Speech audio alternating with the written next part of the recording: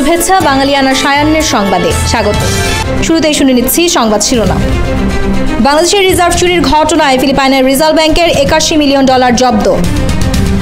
মুক্তিযোদ্ধা ফজলুর রহমান বললেন, বিএনপির নেতাও যদি মুক্তিযুদ্ধের পক্ষে না দাঁড়ায়, অন্য কেউ দাঁড়াবে। সাবেক ভূমিমন্ত্রী স্ত্রী ড্রাইভারের বাসা থেকে 23 বস্তা নথিপত্র জব্দ। ইন্টারপোলের রেড নোটিশ জারির নির্দেশ। এবার জামালপুরে দুর্গা প্রতিমা ভাঙচুর। স্বরাষ্ট্র উপদেষ্টা জানালেন, 24 সেপ্টেম্বর থেকে নিরাপত্তা দেওয়া হবে।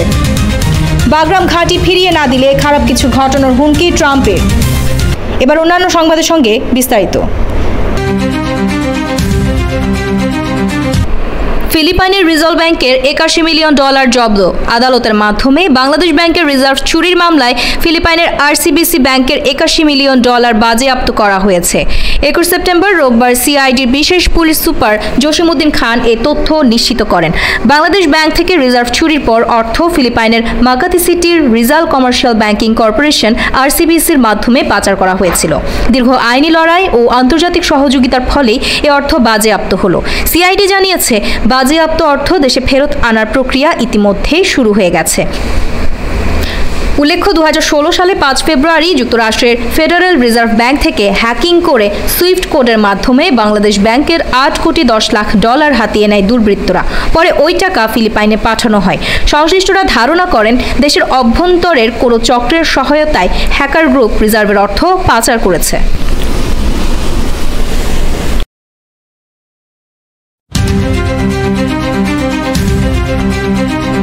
বিএনপি মুক্তিযুদ্ধের পক্ষে না দাঁড়ালে অন্য কেউ দাঁড়াবে। মুক্তিযোদ্ধা অ্যাডভোকেট ফজলুর রহমান বলেছেন, বিএনপি যদি মুক্তিযুদ্ধের পক্ষে অবস্থান না নেয় আজকের প্রেক্ষাপটে, তাহলে মুক্তিযুদ্ধের পক্ষে কিন্তু শেখ হাসিনার দাঁড়াতে হবে না, আওয়ামী লীগেরও দাঁড়াতে হবে না। একটা রাজনৈতিক শক্তি কিন্তু দাঁড়াবে, কথা আমি বলবো। বিএনপি দাঁড়ালে ভালো, আমি তো আছি বিএনপিতে। বেসরকারি গণমাধ্যমের একটি টক শোতে বিএনপি চেয়ারপারসনের উপদেষ্টার পদ স্থগিত হওয়া এই নেতা এসব কথা বলেন। এ সময় তিনি মুক্তিযুদ্ধের ইতিহাস ও জামায়াতের দেশবিরোধী অবস্থান নিয়েও কথা বলেন। বিএনপির প্রতি আহ্বান জানিয়ে ফজলুর রহমান বলেন, আমার দলের রাজনৈতিক শিষ্টাচার বলে যদি কোনো কথা থাকে তাহলে আমাকে নেওয়া উচিত। আমি শিষ্টাচারও চাই না। আমি বলছি, ঠিক আছে, আমি তো মানুষ, আমার তো ভুল হতে পারে। কিসের জন্য করছে আমি কিন্তু জানি না। আমি জানি না আমাদের দল থেকে বলে নাই আপনি এই ভুলটা করেছেন।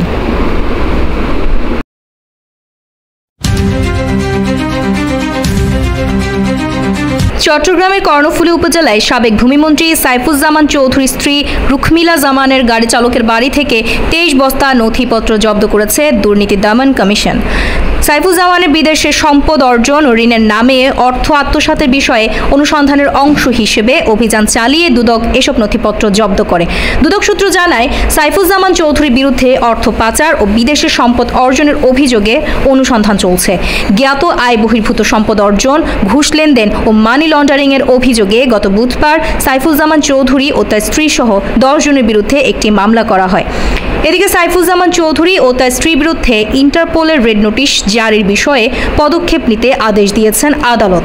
দুর্নীতি দমন কমিশনের আবেদনের পরিপ্রেক্ষিতে আজ রোববার দুপুরে চট্টগ্রাম মহানগর দায়রা জজ মোহাম্মদ আব্দুর রহমান এই আদেশ দেন।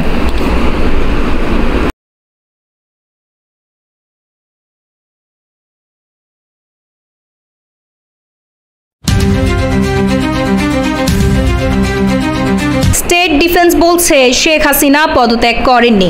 গত বছরের 5 আগস্ট ক্ষমতাচ্যুত প্রধানমন্ত্রী শেখ হাসিনা পদত্যাগ করেননি, তিনি ভারতে চলে যেতে বাধ্য হয়েছিলেন। এমন দাবি করেছেন শেখ হাসিনা ও সাবেক স্বরাষ্ট্রমন্ত্রী আসাদুজ্জামান খান কামালের পক্ষে সরকারি খরচে রাষ্ট্রনিযুক্ত আইনজীবী মোহাম্মদ আমির হোসেন। রোববার 21 সেপ্টেম্বর আন্তর্জাতিক অপরাধ ট্রাইব্যুনাল 1-এ জাতীয় নাগরিক পার্টির আহ্বায়ক নাহিদ ইসলামকে জেরার সময় এমন দাবি করেন তিনি। জুলাই আগস্টে সংঘটিত মানবতা বিরোধী অপরাধের মামলায় শেখ হাসিনা সহ 3 জনের বিরুদ্ধে চলা বিচারে 47তম সাক্ষী হিসেবে 2 দিন সাক্ষ্য দেন নাহিদ। জবানবন্দিতে দেওয়া নাহিদ ইসলামের বক্তব্য প্রত্যাখ্যান করেন আমির হোসেন। তিনি বলেন, 2024 সালের 23 আগস্ট সরকার পতনের ডাকা 1 দফা কর্মসূচির দীর্ঘদিনের পরিকল্পনার প্রতিশ্রুতি ছিল। এই আন্দোলনের পেছনে দেশি বিদেশি শক্তির হাত ছিল। দেশি বিদেশি শক্তির ইন্ধন ছিল বিধায় ডক্টর মোহাম্মদ ইউনূসকে অন্তর্বর্তীকালীন সরকারের প্রধান হওয়ার প্রস্তাব দেওয়া হয়েছিল।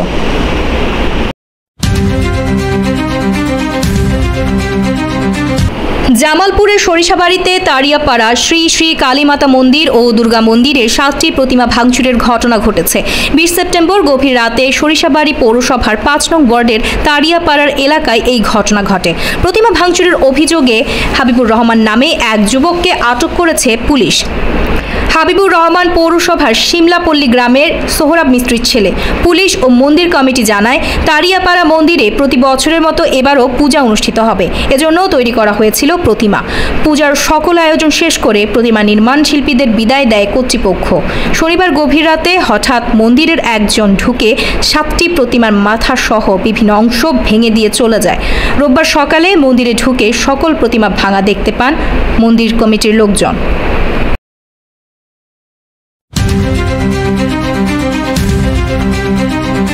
আসন্ন শারদীয় দুর্গাপূজা ঘিরে নিরাপত্তা জোরদারের অংশ হিসেবে আগামী 24 সেপ্টেম্বর থেকে মাঠ পর্যায়ে আইনশৃঙ্খলা বাহিনীর দায়িত্ব নেবে বলে জানিয়েছেন স্বরাষ্ট্র উপদেষ্টা জাহাঙ্গীর আলম চৌধুরী।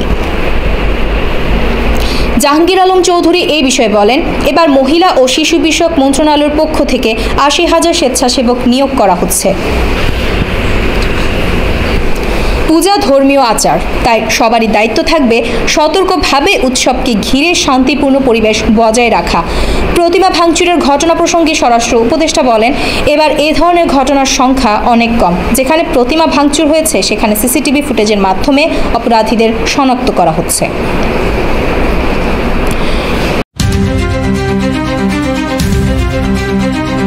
সংযুক্ত আরব আমিরাতের ভিসা নিষেধাজ্ঞা আরোপের যে খবর চাউর হয়েছে সেটি দুর্বিসন্ধিমূলক প্রচারণা হতে পারে বলে মন্তব্য করেছেন আবুধাবিতে বাংলাদেশ দূতাবাসের রাষ্ট্রদূত তারেক আহমেদ।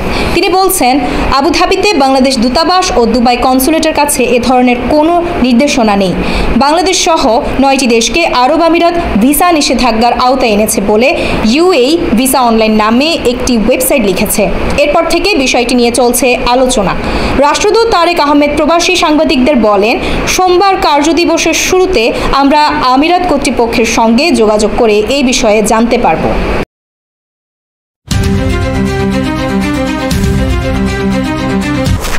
রোববার ফিলিস্তিনকে স্বীকৃতি দিতে পারে যুক্তরাজ্য।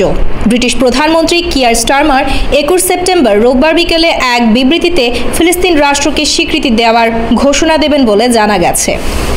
জুলাই মাসে তিনি সতর্ক করেছিলেন, সেপ্টেম্বরের মধ্যে যদি ইসরায়েল গাজায় যুদ্ধবিরতিতে রাজি না হয় এবং একটি টেকসই শান্তি চুক্তিতে প্রতিশ্রুতিবদ্ধ না হয় তবে যুক্তরাজ্য তাদের অবস্থান বদলাবে। এবার সেই প্রতিশ্রুতি বাস্তবায়িত হতে যাচ্ছে। তবে নতুন সিদ্ধান্তকে কেন্দ্র করে তীব্র সমালোচনা করেছে ইসরায়েল সরকার, জিম্মি পরিবারের সদস্যরা এবং কিছু কনজারভেটিভ নেতা। ইসরায়েলি প্রধানমন্ত্রী নেতানিয়াহু এর আগেই বলেছিলেন, এমন সিদ্ধান্ত সন্ত্রাসকে পুরস্কৃত করবে।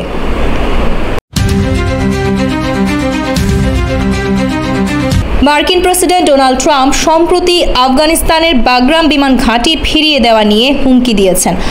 গতকাল শনিবার ট্রাম্প তার নিজস্ব সামাজিক যোগাযোগ মাধ্যম ট্রুথ সোশ্যাল মিডিয়ার এক পোস্টে লিখেছেন,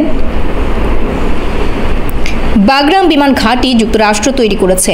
এটি যুক্তরাষ্ট্রকে ফিরিয়ে না দিলে আফগানিস্তানে খারাপ কিছু ঘটতে যাচ্ছে। তিনি বলছেন, এই ঘাঁটি ফিরিয়ে না নেওয়া ছিল বিশ্বের সবচেয়ে বড় ভুল এবং এটি চীন সীমান্তের কাছে কৌশলগতভাবে অত্যন্ত গুরুত্বপূর্ণ ছিল।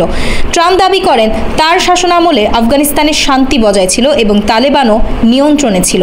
তিনি বাইডেন প্রশাসনের সিদ্ধান্তকে অযোগ্যতা করে বলেন, এই ভুলের ফলে চীন সহ অন্যান্য শক্তিধর রাষ্ট্র লাভবান হয়েছে।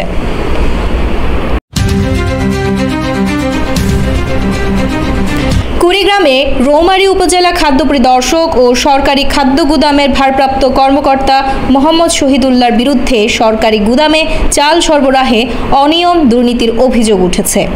চাল সংগ্রহ ও বিতরণে অনিয়ম করে তিনি ব্যাংকের ব্যক্তিগত হিসাব নম্বরে কোটি টাকা লেনদেন করেছেন বলেও অভিযোগ উঠেছে।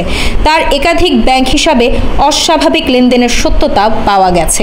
এদিকে সরকারি চাল সংগ্রহ কর্মসূচিতে মিল মালিকদের দেওয়া চালের বিল আত্মসাৎ সহ নিয়ম বহির্ভূতভাবে নিম্নমানের চাল গুদামজাত করায় এই কর্মকর্তার বিরুদ্ধে সম্প্রতি আদালতে মামলা করেছেন রৌমারীর চালকল মালিক নাসিরউদ্দিন লাল। এরপরই তাকে রৌমারী থেকে দিনাজপুরের বিরামপুরে বদলির আদেশ জারি করে কর্তৃপক্ষ। তবে তার বিরুদ্ধে এখনো কোনো শাস্তিমূলক ব্যবস্থা নেওয়া হয়নি।